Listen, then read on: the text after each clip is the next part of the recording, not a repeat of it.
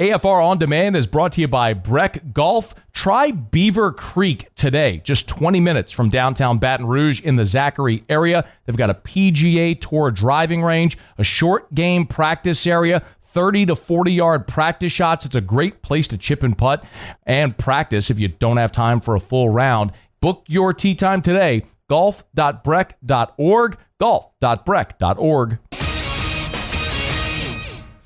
Matt Moscona. I'm very important. After further review. Say it one more time. After further review with Matt Moscona. And here we go. Live from the Raising Cane studio. Let's ride!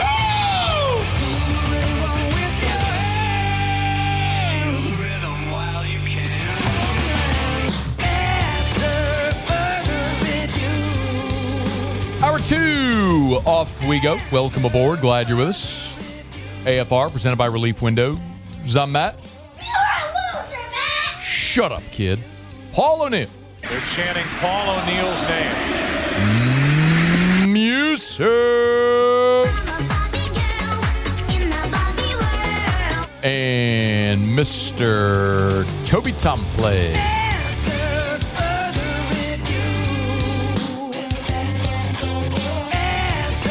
All right, we're here. Glad you are as well. Get out there, make it a good one. Peter Burns in 15 minutes. Scott Shanley next hour. Well, college football's annual Bitch Fest took place on Sunday. The self-important dorks in the hotel ballroom in suburban Dallas, sitting high and mighty, debating things like game control and defensive efficiency, put out their all-important rankings, and they, in their infinite wisdom, got to dictate upon to all of us who is worthy of playing for a championship based on their own subjective opinions instead of objective data and agreed upon data points before the season. They just get to decide to do whatever they want to do, and we all have to sit here and grin and bear it. And we'll just bend over and take it because it's the sport we love. And for years, a bunch of old, rich, ugly people in ugly white blazers have dictated the terms of college football's meaningless postseason to all of us and force-fed us this garbage narrative about how it means so much in the history and tradition and all that junk, and we've never actually had a real postseason. But we're getting closer. We're getting closer. I know a lot of y'all don't agree with me on this, but that's okay. Every year we get closer to the thing that I've been yelling about for, 15 years on the air, and every year we get closer.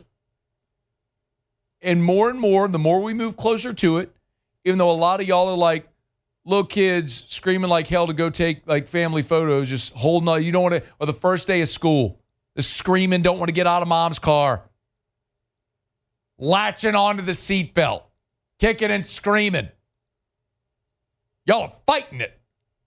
But then, you walk through the door and you realize it's going to be okay. It's actually pretty good. School's good. You get to learn stuff. Nice people. You make friends. School lunch, pretty good too. Little nuggets. Little dino nugs. I mean, come on. Let's go. It's going to be okay. I'll give you my reaction to a few of the biggest storylines of this so far. Okay. Stop traffic. Are you listening? I need everybody to pay attention. Muse, give me breaking news, actually. Give me a breaking news sounder. I need everybody to pay attention. Alabama. Okay, you can kill that. Thank you. Alabama deserved to be in the college football playoff. Okay? Now, coming from me, you know that's some ish, right? We all agree on this? Like, is there anyone else? Is there anyone else walking the face? Please, anyone else walking the face of planet Earth who would have more of an incentive to have seen Alabama's name not come up on that screen than me? Anybody? No. Nobody. Not a soul. I mean, can you imagine what I would be doing on air today if their name didn't pop up on the screen? I know my opportunity's going to come. And I'm going to laugh. I mean, I hope that it's Oklahoma, but they're going to lose eventually, and I'm going to laugh my ass off at them. but they deserve to be in. And this is my criteria, okay? Imagine that was your team. Imagine that was your team. What would you say? If LSU went 10-2, won at Georgia, had 4 wins over ranked opponents, was in the playoff, in the penultimate rankings, went to play the conference championship game and lost, and then was out, how would you feel? How would you feel?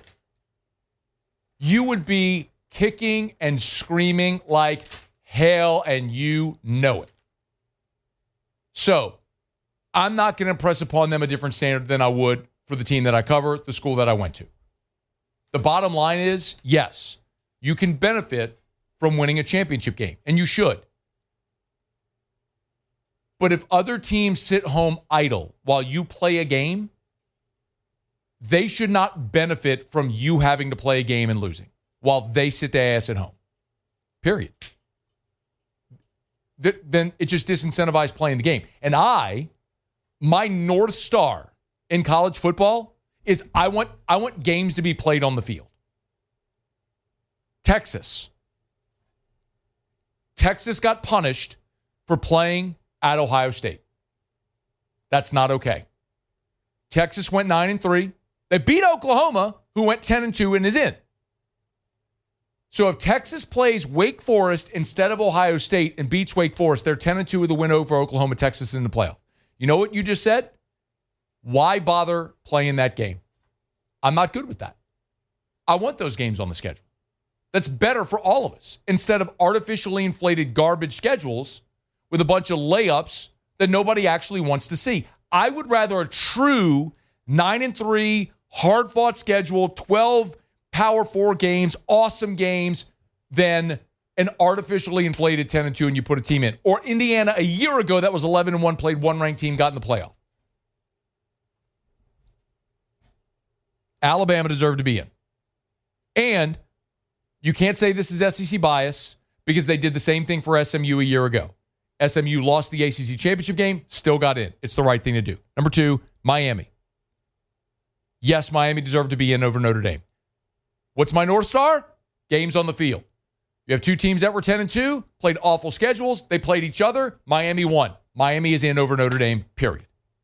I'm not saying Notre Dame shouldn't be in. I'm saying Miami deserved to be in over Notre Dame. There is no argument to the contrary. They played. Miami beat Notre Dame. Miami should be in. Again, results on the field have to matter. I don't care about the opinions of the dorks in the hotel ballroom in suburban Dallas. I care about what happened on the field. They played a game. Miami won. Miami's in. A system that claims to have a Power 4 and the champion of a Power 4 not in your postseason is by definition a joke, because then they are not actually Power 4 teams or leagues. I know Duke had 5 losses. That's an ACC problem. That's an ACC problem that they had a 5-loss Duke team in their conference championship game. Figure that out, ACC. But the ACC champion, if you do have a Power 4, as you're supposing, the ACC champion should be in.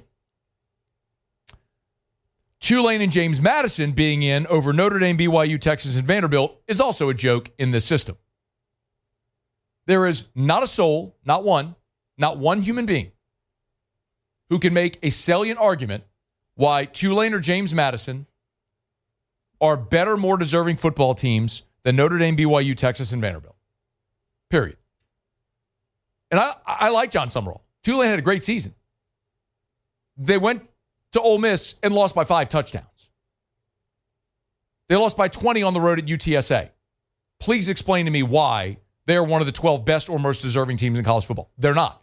You have this stupid rule about inclusion where you want G6 teams in there, which is awful. And then here comes James Madison, who played one Power 4 team, lost by 2 touchdowns on the road at Louisville, and they're in, while Texas, Vandy, BYU, and Notre Dame sit at home? What is this? It's ridiculous. But we're getting closer. What we need are 2 things. We need 2 things. Number 1, we need to get rid of the committee. And this isn't anything new. It's just a day where people are listening, and so I can say the things that I've been saying for 15 years. When you get rid of the committee, I know there hasn't been a committee for 15 years. Just work with me, people. But I have been arguing for an expanded playoff for 15 years. Probably longer than that, probably my whole life. Get rid of the committee, have an agreed upon metric, a power metric before the season starts. So everybody knows how that metric is calculated, and that's how we're going to determine which teams get access. By this power, you know what it's going to do?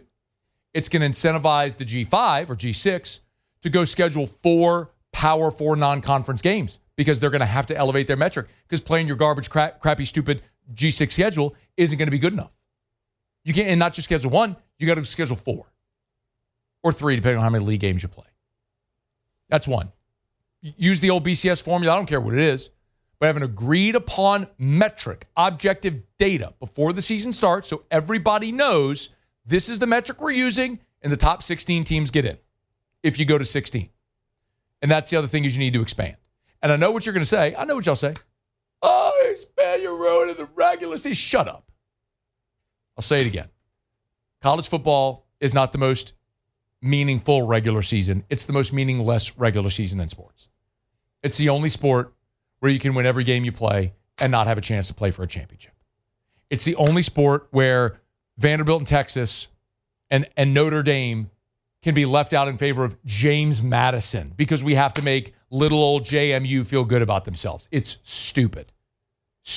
Stupid. It is stupidity to include the G6 in this conversation. It is stupid. An actual playoff like we have in every other sport in the history of mankind would be absolutely amazing. And we're getting closer. We're getting closer. You know, I look at what a true 16-team playoff would look like. Can you imagine Indiana hosting Southern Cal? Ohio State hosting Utah? Georgia hosting Vanderbilt? Texas Tech hosting Texas? Yes, please. Oregon hosting BYU? Ole Miss hosting Notre Dame and Oxford? Texas A&M hosting Miami? Oklahoma hosting Alabama? Who doesn't want that? Who would say, I'm good. Let's just let people in a room decide who the 2 best teams are and they get to go play for a championship? Who wouldn't want games? What if, let's extend this. I got an idea. You know what? We really don't need March Madness. Let's just let a committee determine the Final Four, right? They play a whole bunch of games. Let's just let a committee determine the Final Four. We don't need the tournament, do we? Let's just let a committee determine the final. How stupid is that? We'd riot. You know, we all love the NCAA baseball tournament, but do we really need regionals and super regionals? Let's just let a committee determine 8 and let them go to Omaha and play. Oh, we don't need the committee. We don't need a tournament. Let's just let the committee determine who the 8 best are, and then just go play Omaha. It sounds so fundamentally stupid when you extend it to any other sport. But in college football, adult humans become stupid. Oh, it's watering down the regular season. Who wants to see that? Yeah, who wants to see an actual tournament of on-field, on-campus football games throughout the month of December and into January to determine an actual champion on field? No, I know what we should do. Let's have a stupid system where 50 years later, Auburn just decides they're going to claim 6 national titles that they didn't actually win because college football lets that happen.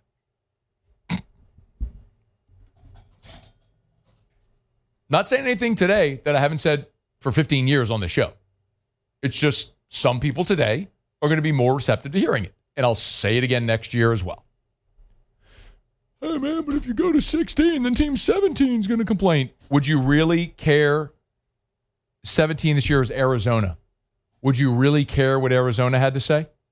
I don't. You know what I do care about? I care about the fact that Texas went and played an awesome game against Ohio State, and now they're disincentivized from ever scheduling that. I care that James Madison and Tulane are in over a 10-win Vanderbilt and a 10-win Notre Dame and an 11-win BYU.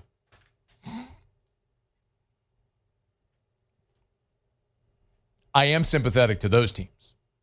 I'm not sympathetic to number 17 Arizona or 18 Michigan or 19 Virginia or whoever. We're getting closer. We'll get there eventually. All right, Peter Burns next. AFR. REV. Let's rev. Let's rev. REV, let's rev.com. Y'all, time to switch. Who you got your internet with? If you have internet right now with anyone other than Rev, it's time to switch to Rev. REV, let's rev.com, let's rev.com. More than 70,000 homeowners and business owners in South Louisiana trust Rev and have for 90 years. Baton Rouge, Gonzales, Prairieville, Plaquemine, Denham, Springfield, Hammond, Ponchatoula, Covington, Mandeville, LaPlace, Reserve, Thibodeau, Houma, LaRose, Grand Isle. If I just said where you live or work and you don't currently have your internet, your home automation, your cable with Rev, what y'all waiting on, man? It's time. Faster, more reliable internet speeds up to 5 gigs, Wi-Fi equipment included at no additional cost, and no long-term contracts are required. Let's rev.com. After further review, presented by Relief Windows. Windows, doors, siding, and we do shutters too. This week in the SEC with Peter Burns. Unsportsmanlike conduct. Let's separate the contenders from the pretenders. Number 11 of the defense, throwing the LSU player's shoe 20 yards down the field. With Peter Burns of the SEC Network, presented by Blue Delta Jeans. Yo, Peter, man, check out Santa Line. What up, dude? I'm watching.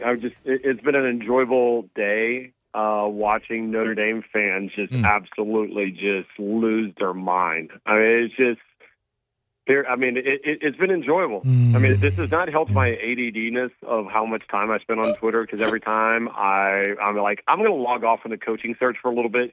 No, that doesn't happen. I'm going to log off from rivalry weekend. That doesn't happen. I'm going to log off from all these Fighting Irish fans claiming this vast conspiracy.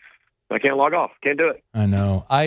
With all the Lane Kiffin stuff, or really when Brian Kelly got fired, through all the Lane Kiffin, in the last 6 weeks, I've had to stop checking my mentions. It's really toxic in there with Ole Miss, Bama, Florida.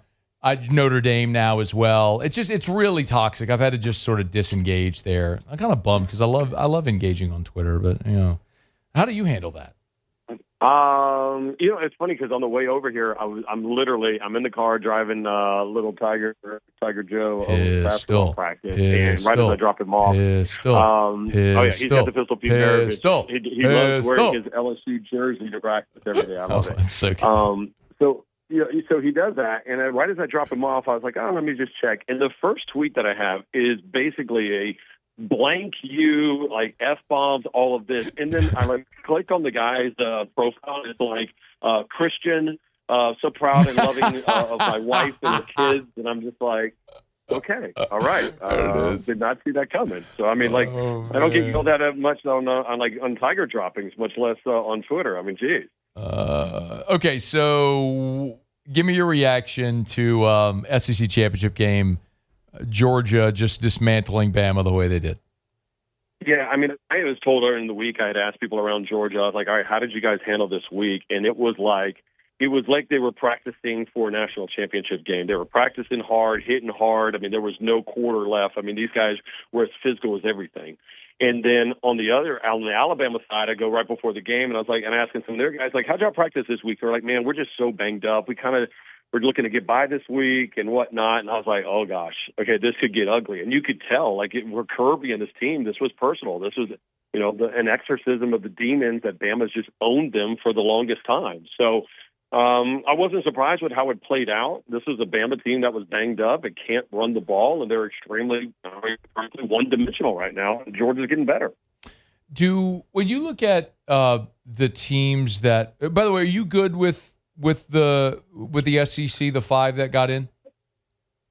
Yeah, I get it. I sat there the whole weekend and go, all right, if Bama, outside of getting blown out, 45 to zip, right, and Ty Simpson goes down, which, by the way, they like an idiot, they decided to try to pass it on their like own 3-yard line right before half, which made no sense, and Ty Simpson's almost got his ACL blown out. Like, that would have been like a whole Jordan Travis situation, but it didn't. And I kept looking at it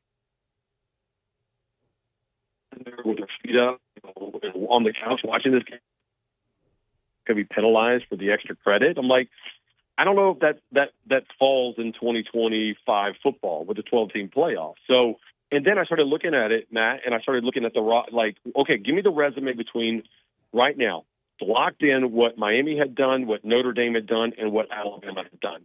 And I'm like, I think the committee is going to give Alabama the nod, simply for the fact that the strength of schedule is better, the strength of record was better. Their best win was at Georgia. Yeah, I was fine with it.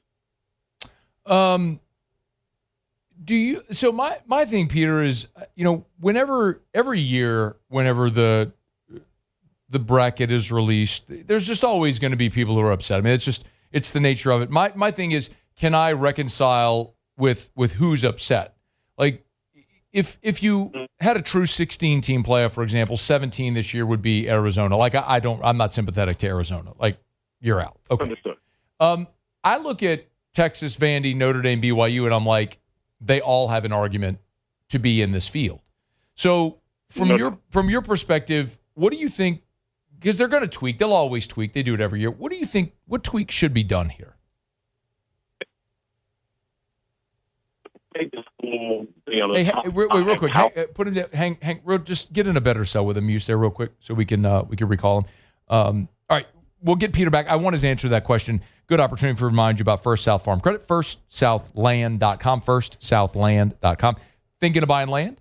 Your first call should be to First South Farm Credit. FirstSouthLand.com. That's FirstSouthLand.com. Head into a new year. At the end of the year, there's always a great opportunity for maybe tax benefits. Talk to your CPA, even if it's too late here at here in the beginning of December for 2025. Maybe you should go to 2026.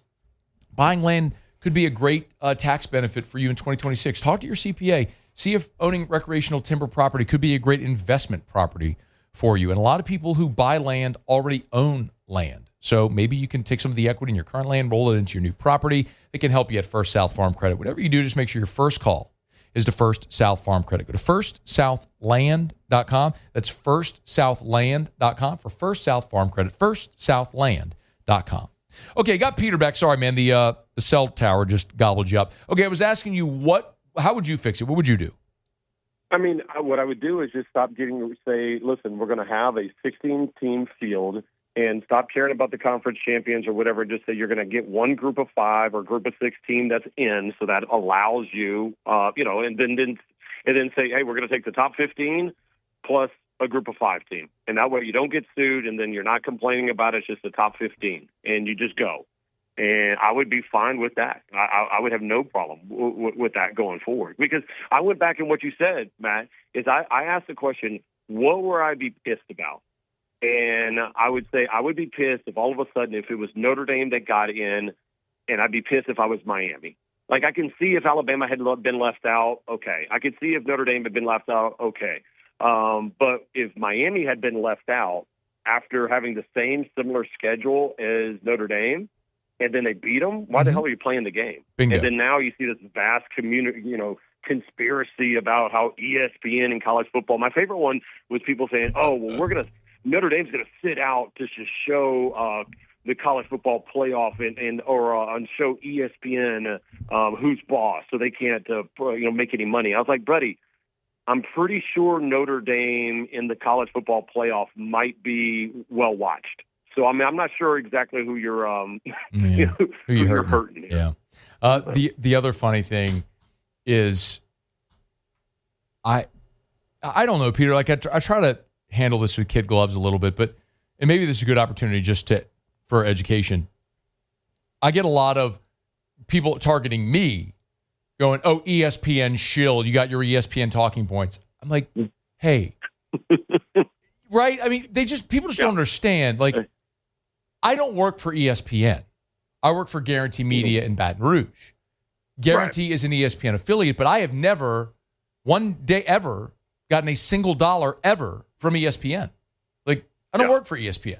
I don't know anybody at ESPN even knows my name. It's like, it doesn't, like, you think what? There's just this mass, like facsimile that goes out. Here's your talking points. It's just funny how people think they understand how media works and are so confident in the way that they carry those torches and banners, and they're just dripping with ignorance, a total lack of understanding of how this works.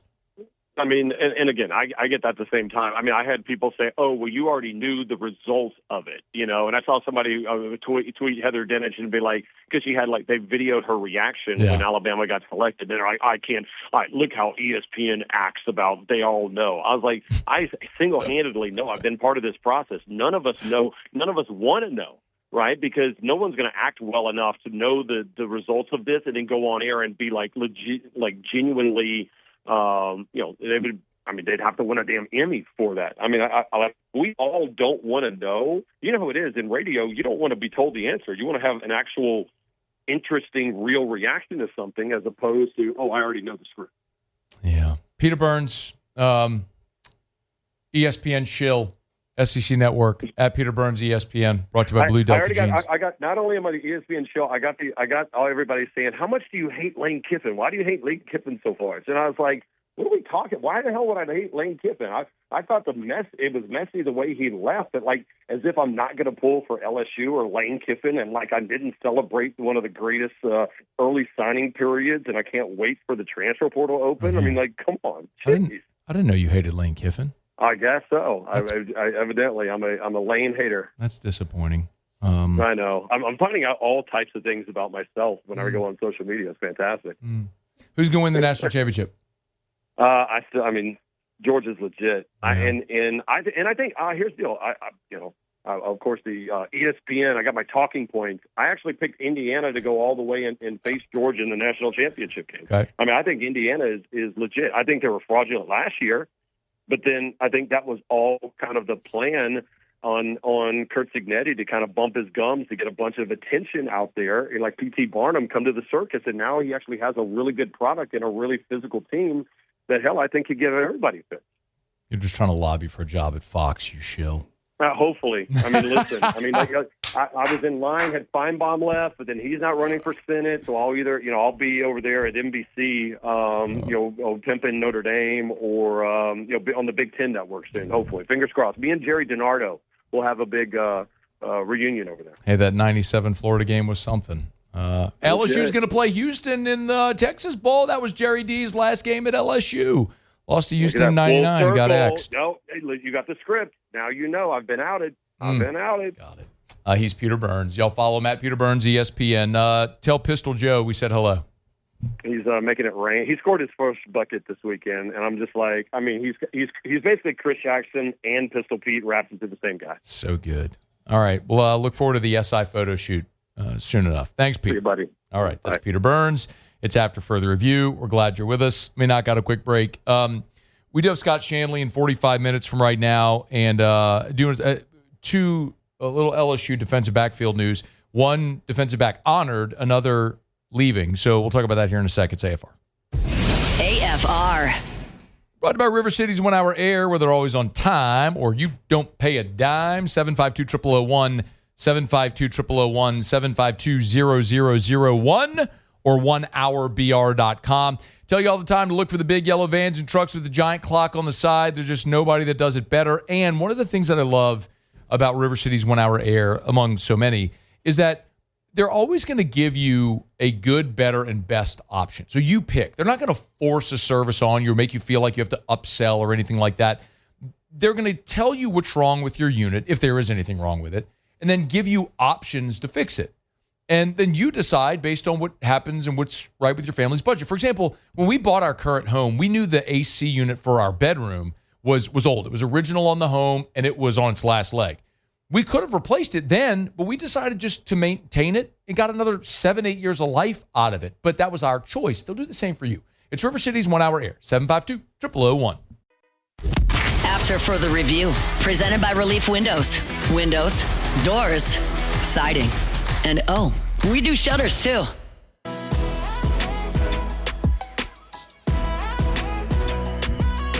Rolling along, Monday edition of AFR. Scott Shanley in about 45 minutes from right now. Glad you're hanging out with us. Monday show is brought to you by Relief Windows and ReliefWindows.com. It is award season, so you're going to have some Tigers honored, in particular on the defensive side of the ball. Today on 3 released their 2025 True Freshman All-America team. It should come as no surprise whatsoever that DJ Pickett made the cut, but he was actually named by On 3 the True Freshman of the Year defensively. It was Malachi Toney, the receiver from Miami, on the offensive side. But what a hat tip and an attaboy for DJ Pickett, the 5-star number 1 cornerback in America. A guy we looked at as a true 6'4", long, rangy, can flip his hips and run, and he came in and lived up to the billing. He played in 12 games, all 12 games for LSU. He had 2 starts, 30 tackles, a couple of TFLs. I had a couple of sacks as well. 2 pass breakups, 3 interceptions, 5 passes defensed as well. Such a strong year for DJ Pickett. And, you know, it's one of the reasons, too, why I think the other sort of headline news of the day here for LSU, which also involves the secondary, Pickett is a reason why this other story goes hand in hand. And that's that Ashton Stamps has announced he's going to enter the transfer portal. And this is candidly, it's a bit of a surprise considering how the season started. You know, Stamps is a guy that came to LSU out of Rummel, played in every game as a freshman with 4 starts, and then last year as a sophomore started every game and led the SEC with 14 PBUs.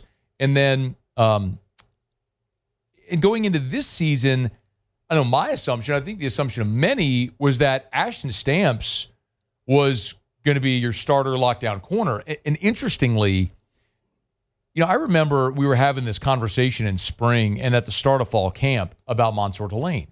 Because remember, LSU really needed help at safety. They were awful at safety a year ago. It was the worst safety play that I can remember in my years covering LSU. And so obviously they went in the portal and they got to Marcus Cooley, and then in the spring portal they got A.J. Halsey. But in spring football, we were looking, going, okay, could Delane maybe kick back and play some safety? Because you had, it sounds funny now, but because you had Ashton Stamps and P.J. Woodland, and you had DJ Pickett coming in. And so there was this feeling, and you had Jakeem Jackson coming in from Florida, and there was this feeling that maybe Delane could kick back and play safety. Well, my goodness, going out there like the first day of fall camp, it was just so obvious that Mansour Delane was the best cornerback on the team. Turned out to be the best cornerback in the country this year. And Pickett's ceiling meant he was going to be on the field. Like, that wasn't even a question. But what we started to see as camp went along, and, you know, we'd go chart the defense, and they rotated the defensive back so fluidly throughout fall camp. But as they started getting into like the final 2 weeks, they were leading up to Clemson, it just became obvious when the ones were out there, Stamps was absent. And P.J. Woodland was getting more of those reps. And then, you know, when Stamps didn't play against Clemson, it just became obvious what was happening. And he just got passed. He just got beat out by better players, which is a great indicator of what you have. I mean, Delane is an All-American. Pickett is the best defensive freshman in the country. And Woodland really emerged. And those end up becoming your top 3 guys. So now Ashton Stamps hits the transfer portal, and you wish him well wherever it may land. But you know, you look at next year and you go, okay, well, you got DJ Pickett and P.J. Woodland coming back, and those will be your top 2 guys with Mansour Delane going to the NFL draft. And then, you know, does Jakeem Jackson stick around? And man, Jakeem Jackson at the end of the season was, you know, when, in particular against Western Kentucky, when Delane, you know, missed that game due to the abdominal, the core issue, Jakeem Jackson played a really strong game. I get it was Western Kentucky, but that was also a guy that was a top 100 prospect coming out of high school when he signed with Florida. So those 3 guys as your top 3 next year, really good launch point. Then you got the young guys like Turner and Foster and Anding, and we'll see if any of them develop. But there's also the possibility you could go back into the transfer portal. And we know that LSU has a loaded war chest, a treasure chest of funds to go spend. And they are going to be targeting top players in the transfer portal. That's Lane Kiffin's approach, the self-proclaimed portal king. So even though LSU just did that, and signed the number one portal class in the country, and it netted you a 7-5 season, I don't know that necessarily means you don't do that again. I think it just means the evaluation and the allocation of funds is maybe more important. Making sure you hit on those players and that you look at your roster, and so how you allocate the funds. For example, if the LSU could go back and do it again, my guess is they probably wouldn't have signed Barry and Brown ended up as your leading receiver this year, so it's hard to say that, but maybe like Nick Anderson, Bauer, Sharp. If you had not signed those extra skill guys and maybe signed a couple of more offensive linemen, I think we'd all agree that probably would have been a prudent decision. So not just how much you spend, but how you spend and where you allocate those funds are really crucial to building a roster. And that's what I think for the new GM, Billy Glasscock, and Lane Kiffin and their support staff, that's what's going to be paramount, is how they put together this roster for 2026. And you got a good base there at corner with Pickett and Woodland coming back, but your depth certainly hurt here in losing Ashton Stamps to the transfer portal. All right, it's after further review. Supper Club's closed on Monday. I actually had a good friend yesterday send me a text. Honest to goodness, true story, but said, hey, celebrating something with his daughter. It's like, any recommendation of where in town to go? Listed a couple of the fine dining restaurants in town, and naturally my recommendation was Supper Club. And I don't just recommend Supper Club because I endorse them here on the air. I recommend Supper Club because it's legit the best dining experience that you're going to have in Baton Rouge, in Louisiana, or darn near anywhere. And, a couple of, holidays are here. Great time to go celebrate the holidays with friends, family coming in town. Get your reservation at supperclubbtr.com, supperclubbtr.com. By the way, the decor that they did in the restaurant for the holidays is gorgeous. I mean, pristine, Instagram-worthy decor. You're going to love it, even more so than what Supper Club usually is. But the thing that I always try to tell people is whatever misconception you have about Supper Club, it's impossible to get a reservation. It's not impossible. It's not easy, but you can get in. You don't have to be a member, quote unquote. But the other thing too is I think people sometimes think, Supper Club is it's too expensive. Whatever you would spend at a fine dining restaurant, you can spend at Supper Club. No different. Now, they have menu items that if you want to go above and beyond, you want to get the Japanese omi beef. You want to get the Wagyu appetizer, which is served by the ounce. You want to get a $5,000, $10,000 bottle of wine. They got that stuff if you want that. But you want to go have a fine dining experience in the most incredible atmosphere that you would have anywhere? There's no choice. It's Supper Club. So book your reservation if you've never been, or if it's been a while, it's time to go back. Supperclubbtr.com, supperclubbtr.com. All right, y'all, it's after further review. We're glad to have you aboard with us here. So Stamps announced he's hitting the portal. The other LSU player today who announced his intention to enter the transfer portal is defensive lineman Ahmad Bro. We're going to talk in about 15 minutes about LSU's bowl destination, going to play Houston in the Texas Bowl, a few of the key storylines as the Tigers spend the next couple of weeks getting ready for that game. But chief among them is going to be, who's playing in the game. Do you have opt-outs for the game? And then who is entering the transfer portal, like Bro and Stamps? And what does that mean for opportunities for guys beneath them to step up and get more reps during bowl practice, and then obviously to play in the game? So we'll get into a lot of that coming up here in about 15 minutes after SportsCenter. Let me knock out a quick break, come back, wrap up hour number 2. Musa do Tigers and the Pros. Remember, you can always email us, tweet us, or text us. Text in the 225-396-4400, 396-4400, 396-4400. It's a Monday edition of AFR presented by Relief Windows. AFR. A lot of people here are closing out their books for 2025 as we move to the end of Q4 and getting ready for 2026, the budget process and all that sort of stuff. Listen, as you move into 2026, and if you want your business to be the most profitable it can be, the most highly optimal functioning business it can be, you have to have the right people. You know that. It doesn't matter what you do. If you're looking for welders, pipe fitters, crane operators, maybe you're looking for office jobs, from office assistant up to the C-suite and everything in between, Glow Resources can help. This is not a temp staffing agency, okay? They're looking for permanent solutions for you, and they judge themselves based on how the employees they choose for your business stay. And they have a 96% success rate. As a matter of fact, if the employee they pick for you doesn't work, they'll give you a prorated refund or they'll find a replacement for free. GLO, glowresources.com. After further review, presented by Relief Windows. Windows, doors, siding, and we do shutters too.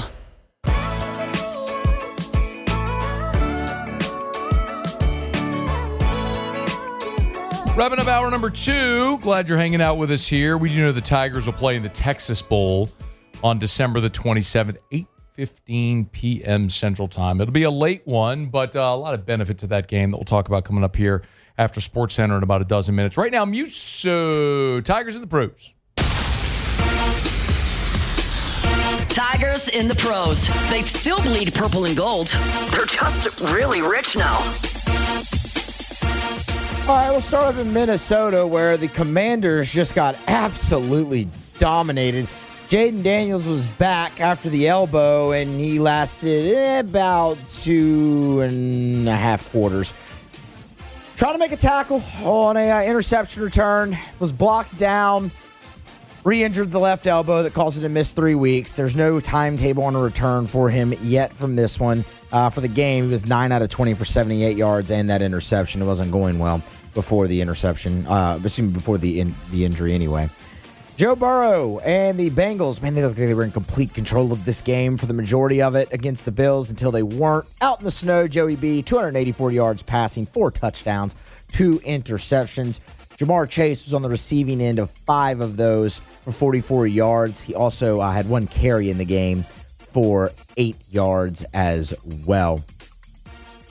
Devin White was just an absolute menace for the Raiders against the Broncos. 19 total tackles in the game, 10 of those stops solo. Just fantastic to see how he has really resurrected his career over there in Pete Carroll's defense. Omar Spates for the Los Angeles Rams, tied for the leading tackler on that team. 6 of them, 5 of them by his lonesome, and he also had a pass defense in the game. And then one NBA note to get to here. Duop Reith, 12 points for the Trailblazers. Now to go 3 of 4 from 3 for Duop in that ball game. I did play 19 minutes, but the Grizzlies got the win. That's Tigers in the pros. We're brought to you by South Point Volkswagen and SouthPointVW.com. New and certified pre-owned in Baton Rouge and online at SouthPointVW.com. We're nearing the end of the year. Maybe at the end of the year, if you're looking to buy a new vehicle, you always put the big bow on top around Christmas. Obviously, as you get near the end of the month and the end of the year, when you got to hit a lot of quotas, got to move inventory, great time to go make a deal. How about right now at South Point Volkswagen? Amazing deals, like 2026 Crossport. Yes, the 2026s are here. 3.9% for 60 months. That's 5 years, man. Get on by and see our friends at South Point Volkswagen. Airline just north of Highland. They're Louisiana's largest volume Volkswagen dealer because they have better inventory. They probably have the vehicle that you want, color, design, all the different features that you want. If they don't, they can get it. And, of course, it's worth a drive if they can give you a better deal. So check them out online at southpointvw.com, southpointvw.com. New, and don't forget, certified pre-owned. All shop the pre-owned selection as well. All makes and models at South Point Volkswagen. Airline just north of Highland or southpointvw.com. South Point Volkswagen, what's your direction?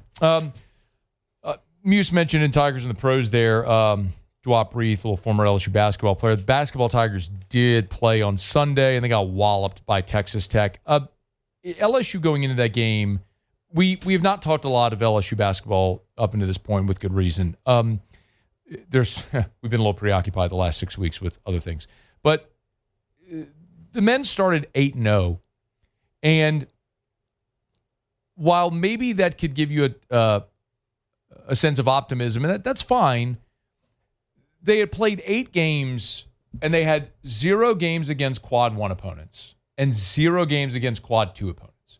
They played 3 quad 3 opponents and 5 quad 4 opponents. So, yes, they were 8-0, but it's fair to say you ain't played nobody. Well, they played somebody on Sunday. They played Texas Tech on the road in Fort Worth, and they lost 82-58 in a game that was never even a game. It was 47-26 at half. Tigers trailed by 21 at half, and it just never was close or got close. So, Listen, I don't think this means that you take the season, crumple it up in a ball, throw it in the trash.